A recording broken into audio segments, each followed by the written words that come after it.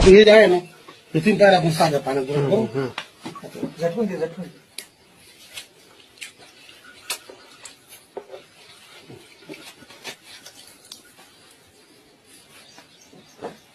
बिलगलं होती. फुगलं असं कोणत्या दुकानदाराने दाखवलं मला सांग आता.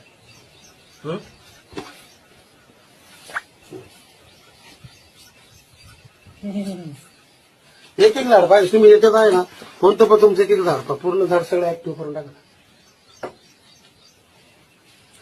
आणि तुम्ही आता हे दोन तासात ठेवलं ना त्याच्यावर धरायचं. 2 तास सुकणार. धरायचं ना.